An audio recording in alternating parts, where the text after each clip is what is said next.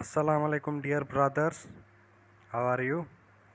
उम्मीद है सभी दोस्त ठीक होंगे। तो कुछ टाइम के बाद फिर हमने अपने जो लेक्चर्स हैं वो शुरू किए हैं। तो जो इसकी मॉक टेस्ट थी वो मैंने अपने पेज पर भी शेयर कर दी थी और जो व्हाट्सएप ग्रुप है हमारा उसमें भी शेयर कर दी थी। अगर आपको भी हमारे व्हाट्सएप ग्रुप में ऐड होना है तो नीचे कमेंट में अपना नंबर कमेंट कर दें।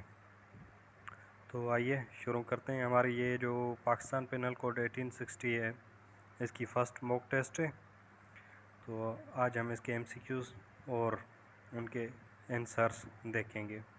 तो हमारे पास जो फर्स्ट क्वेश्चन है ये डेफिनेशन क्लास है, person includes.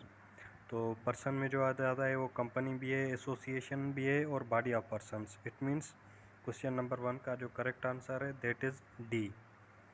Second question, whoever does anything with intention of causing wrongful gain or wrongful loss to one person is said to do dishonestly। अब fraudulently, misappropriately और dishonestly, इन तीनों के concepts आपको clear करने चाहिए, क्योंकि fraudulently and dishonestly ये दोनों पीपीस में एक साथ दिए गए हैं और इनको डिफाइन भी किया गया है। तो जो क्वेश्चन नंबर 2 है इसका जो करेक्ट आंसर है दैट इज़ ए, डिसऑनेस्टली। उसके बाद अ पर्सन सेड टू डेस्टेश who cause one thing resemble another thing to practise deception. तो जो इसका करेक्ट ऑप्शन है that is B, a person said to counterfeit who causes one thing resemble to another thing to practise deception. तो जो counterfeit की definition है वो भी दी गई है और जो उसके एसेंशियल्स हैं वो भी हम इससे बना सकते हैं। जब हमारे किसी भी डेफिनेशन के एसेंशियल्स हमें पता होते हैं तो हम उसको क्लियर भी कर सकते हैं, उसका कॉन्सेप्ट भी हमें क्लियर होता है और किसी दूसरे रिलेटेड वर्ड के साथ उसको कंट्राडिक्ट करने में भी आसानी होती है। तो जो क्वेश्चन नंबर 3 है इसका करेक्ट ऑप्शन है बी। उसके बाद due care and caution are essential elements. तो जो ड्यू केयर एंड काशन है ये एसेंशियल एलिमेंट्स किस चीज़ के हैं? क्या ये इंटेंशन के हैं या फिर मोटिव के हैं या फिर दोनों के हैं? नहीं, इसका जो करेक्ट ऑप्शन है that is A, good faith. उसके बाद question number 5, nothing is offence which is done by a person under. कोई भी एक्ट ऑफेंस नहीं है जो हुआ हो किसी शख्स के, किस चीज़ के under? Mistake of fact, mistake of law. तो जो इसका करेक्ट ऑप्शन है दैट इज़ ए, ये क्लियरली मेंशनड है that nothing is offence which is done by a person under mistake of fact but not the mistake of law. ये अल्फाज आगे दिए गए हैं। तो हो सकता है इसमें एमसीक्यूज़ इसके हवाले से भी आता हो। तो जो क्वेश्चन नंबर 5 यहाँ पर दिया गया है उसका जो करेक्ट ऑप्शन है दैट इज़ ए। उसके बाद every person has right to defend his body, body of another person or property. तो जो क्वेश्चन नंबर 6 के इसका जो करेक्ट ऑप्शन है that is D, all his body, body of another person and also property. उसके बाद mister Z is insane and attempts to kill A. Z is dash dash but A has dash dash. अब question को समझिए, Z is insane, ठीक है, and attempts to kill A. Z जो है वो इनसेन है, वो अनसाउंड माइंड पर्सन है, and he attempts to kill A. Z is dash dash but A has, तो जेड क्या है? Z is guilty of no offence. अब एमसीक्यूज़ पढ़ेंगे खुद समझ जाएंगे।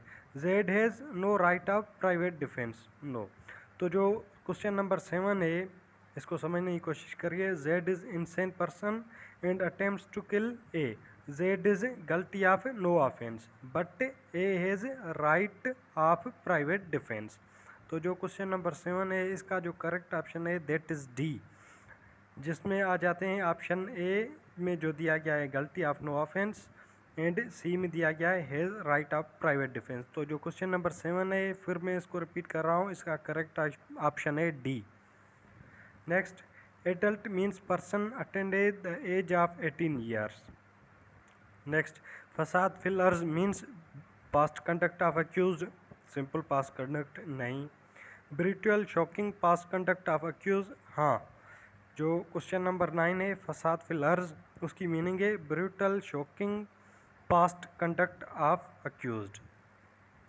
उसके बाद ये देखिए ना क्वेश्चन नंबर 9 में एक दिया गया है past conduct of accused, simple past conduct. दूसरा क्या है brutal shocking past conduct of accused. तो जो फसाद फिल अर्ज है उसकी मीनिंग है brutal shocking past conduct of accused.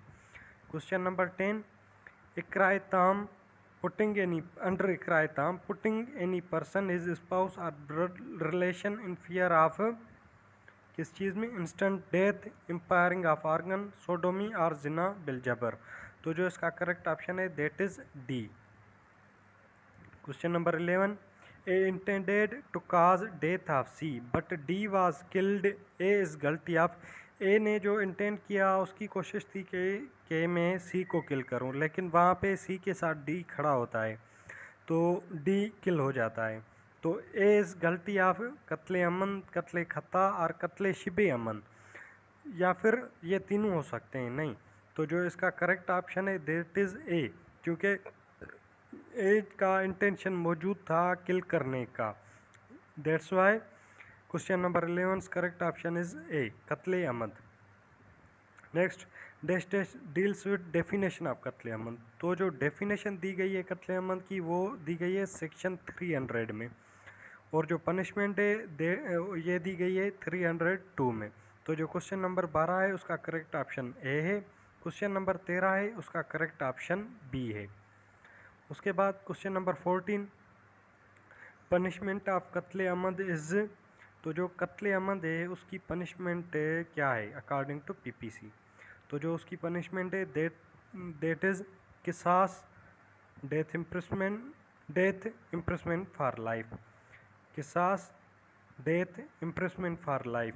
Question option B 25 years ताज़ीर वेयर किसास is not applicable. Option C both A and B. तो जो इसका करेक्ट ऑप्शन है that is option C both A and B. तो जो कत्ले अमद की पनिशमेंट है ये किसास भी है, डेथ भी है, इम्प्रिजनमेंट फॉर लाइफ भी है, और 25 years एज अ ताज़ीर है व्हेन किसास इज़ नॉट एप्लीकेबल। ठीक है। उसके बाद जो क्वेश्चन नंबर 14 है उसका करेक्ट ऑप्शन हुआ सी बात ए एंड बी। उसके बाद क्वेश्चन नंबर 15 है पनिशमेंट ऑफ कत्ल कमिटेड अंडर इकराए ताम इज़। तो जो पनिशमेंट ऑफ कत्ल है जो अंडर हुआ हो इकराए ताम तो उसकी जो पनिशमेंट है दैट इज़ 10 to 25 years, 10 से 25 साल। पनिशमेंट ऑफ कत्ल काजिंग इकराए ताम। तो जो काज कर रहा है इकराए ताम को उसके लिए अगर इकराए ताम के काजिंग के दौरान कोई कत्ल होता है तो जो उसकी पनिशमेंट है that is in which kind of कत्ल is committed. It means question number 16 correct option is option ए।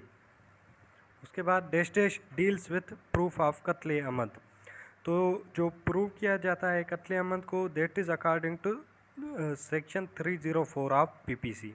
इसमें दिया गया है कि वो बंदा कन्फेस करे और आर्टिकल 17 क्यूएसओ के तहत आकर जो है उसके अगेंस्ट एविडेंस दिए जा चुके हैं। ये क्वेश्चन दिया गया है यहाँ पर।